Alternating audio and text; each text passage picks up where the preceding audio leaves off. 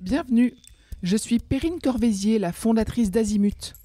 Azimut, c'est le guide des parents pour une orientation scolaire et professionnelle sur mesure avec votre enfant. Nous nous appuyons sur près de 100 spécialistes de l'orientation pour vous informer et vous conseiller. Pour découvrir l'ensemble des ressources Azimut, rendez-vous sur azimut-orientation.com. Vous pourrez notamment vous inscrire à notre newsletter. Je laisse place maintenant au contenu de cet épisode. Bonne écoute. Bonjour Jérémy. Bonjour Perrine. Merci d'avoir accepté de témoigner de ton expérience d'ancien étudiant à l'ESTACA. Je suis ravie de pouvoir échanger avec toi sur ton parcours et surtout que tu puisses partager avec les parents qui vont nous écouter ce que tu as vécu avec tes propres mots. Est-ce que tu peux commencer peut-être par te présenter en racontant qui tu es aujourd'hui, ce que tu fais, et puis on reviendra assez vite sur ton parcours avant le bac même. Bien sûr.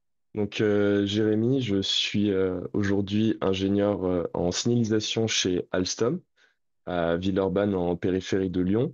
Donc Alstom, pour le contexte, c'est le gros constructeur ferroviaire français qui auparavant faisait également de l'énergie, qui aujourd'hui est concentré uniquement sur les activités qui gravitent autour des trains et des systèmes qui les accompagnent. De formation, je suis issu de l'ESTACA en filière ferroviaire et encore avant l'ESTACA, depuis tout petit, en fait, j'ai été un grand fan de tout ce qui était transport. Je ne saurais même pas dire quand est-ce que ça a commencé, tellement c'est ancien. J'en dessinais partout, en atteignant la carrière que je commence aujourd'hui, j'ai réalisé un petit rêve d'enfance, on va dire. Même un gros rêve d'enfance. Génial, bravo. Alors justement, raconte-nous, donc tu étais passionné par les transports, par les trains en particulier ou les transports en général? C'était les transports en général.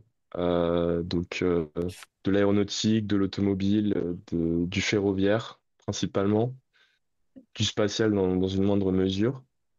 Et ça occupait mes jeux, ça occupait mes dessins, les émissions que je regardais, c'était assez omniprésent. C'était même la raison pour laquelle mes parents m'ont désinscrit du foot, parce que l'approche de l'aéroport était au-dessus du terrain, et donc je regardais tout le temps vers le ciel pour voir les avions passer, et forcément j'étais mauvais. Ça s'est spécifié vers le ferroviaire, en particulier en arrivant à l'Estaca, je dirais. Ok. Au lycée, tu as pris quel genre de bac? Tu as fait quel bac? Donc c'était encore du temps des grandes filières, et donc j'ai fait le bac S, option sciences de l'ingénieur, on abrégé SI, et avec la spécialisation informatique et sciences du numérique. Après le bac, qu'est-ce que tu fais? Après le bac, je fais un parcours un peu atypique, dans le sens où j'ai commencé en prépa pour les écoles d'ingé, donc les classes préparatoires aux grandes écoles, en filière MPSI, maths, physique et sciences de l'ingénieur. Au cours de l'année, je me suis rendu compte que ça me plaisait pas tant, le fait de travailler spécifiquement pour des concours, et je me sentais moins bien par rapport au collège et au lycée où apprendre était quelque chose que j'aimais beaucoup. Et par pur hasard, dans la cage d'escalier du lycée, le souvenir est encore très vivace. Je vois un petit flyer de l'Estaca, une petite feuille A4 ou A5, avec quatre logos, une voiture, un train, un avion, une fusée. Et je vois que l'école est sur les transports et c'est un peu le paradis en fait, la porte du paradis qui semblait s'ouvrir. Je me disais, mais pourquoi est-ce que je ne suis pas encore là-bas? Et donc, je me renseigne et je découvre l'existence d'une passerelle académique qui s'appelle Avenir Plus, qui permet de passer une première année entière dans une filière extérieure à l'ESTACA et même au groupe ISAE, si je ne dis pas de bêtises, et d'arriver directement en deuxième année de la prépa intégrée de cette école. Et donc, à travers ce concours-là, j'ai pu intégrer l'ESTACA en deuxième année, post-bac, et par la suite, faire mon cursus tout à fait normalement jusqu'à la fin. Très bien. Effectivement, c'est important de noter que cette passerelle existe Ouais. parce qu'elle peut être méconnue. Une fois que tu arrives à l'ESTACA, à quel moment est-ce que tu te spécialises dans le parcours ferroviaire? Dès la deuxième année, en réalité, à noter que quand je suis arrivé à l'entretien Avenir Plus, j'avais à peu près en tête que j'aimerais tout voir et qu'on m'a fait comprendre que ce ne serait pas possible. Et donc, un petit peu au hasard, parmi toutes les passions du transport qui m'animait, j'ai choisi l'automobile. Et entre-temps, j'ai rencontré des camarades de la filière ferroviaire qui m'ont dit, mais tiens, Jérémy, tu devrais essayer pour comprendre ce que c'est, pour voir. C'est le samedi matin. Et donc, j'y suis allé. Le réveil le week-end ne m'a pas rebuté. Et vraiment, c'est une décision que je regrette absolument pas parce que j'étais subjugué immédiatement par le système, par sa complexité et son côté un peu joueur de l'ombre. C'est là que j'ai été vraiment lancé dans la filière ferroviaire. Et la spécialisation après s'intensifie dans les 3 années du cycle purement ingénieur, où progressivement le tronc commun s'efface au profit des cours spécialisés.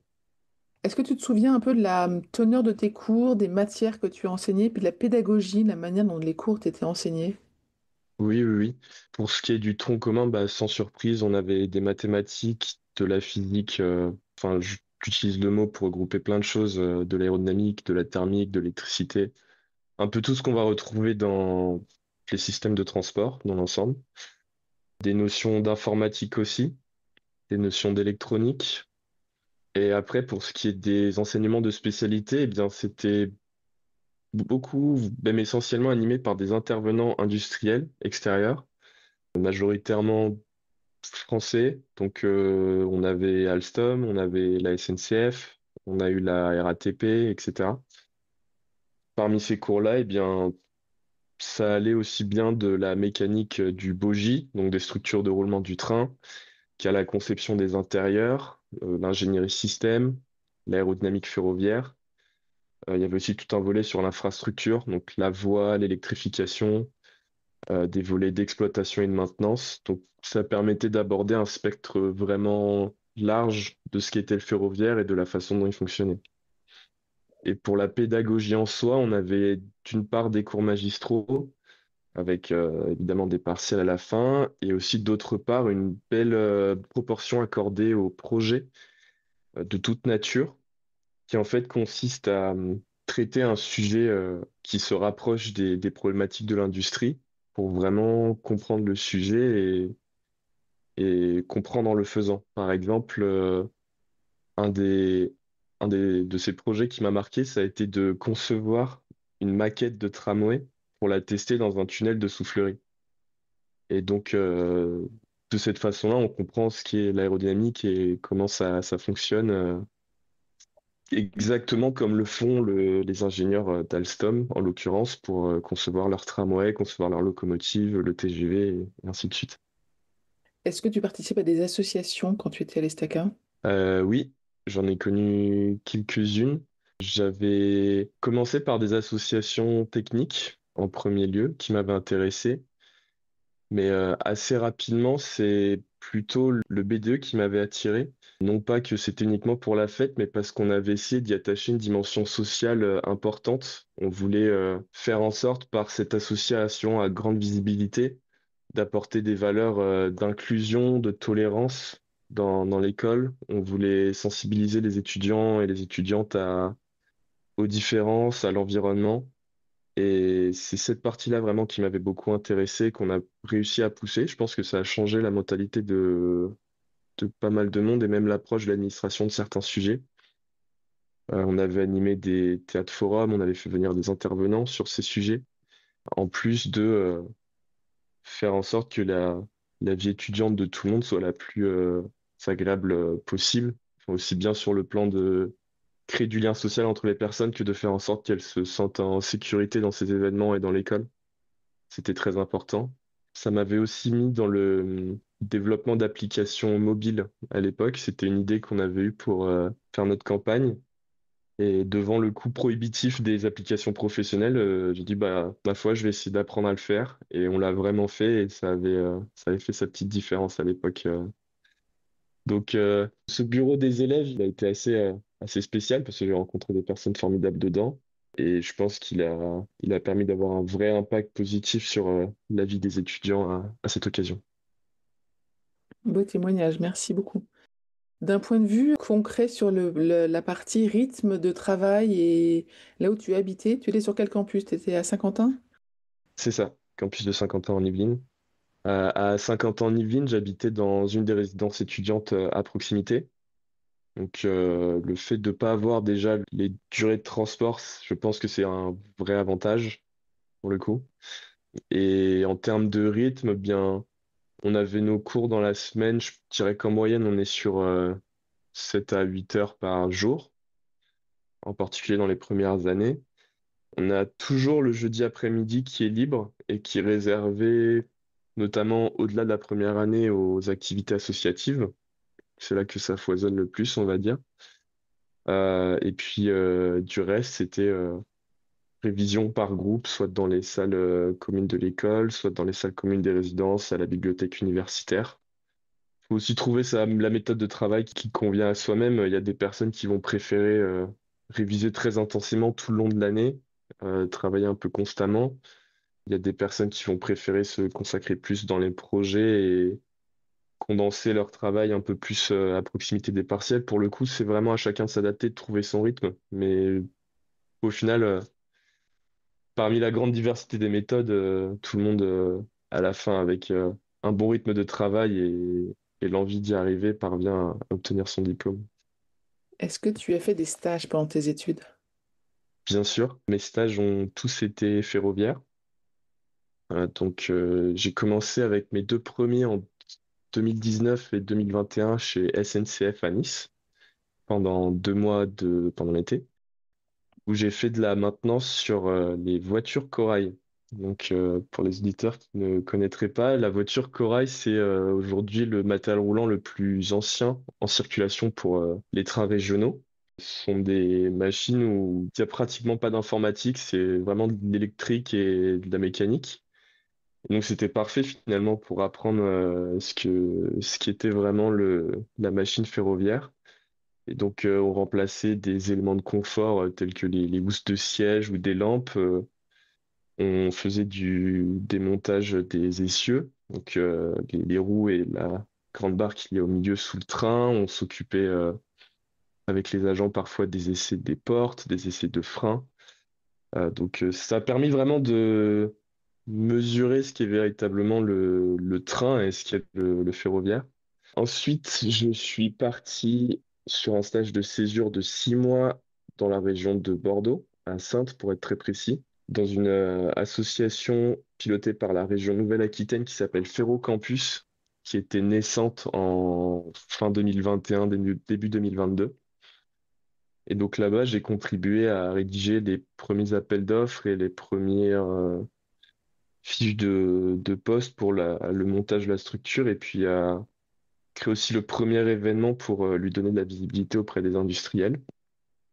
Et ça tombe bien parce que je leur ai rendu visite il y a 3 jours et ça a beaucoup grandi depuis. Il y a maintenant une dizaine de personnes, tandis qu'ils étaient quatre à l'époque.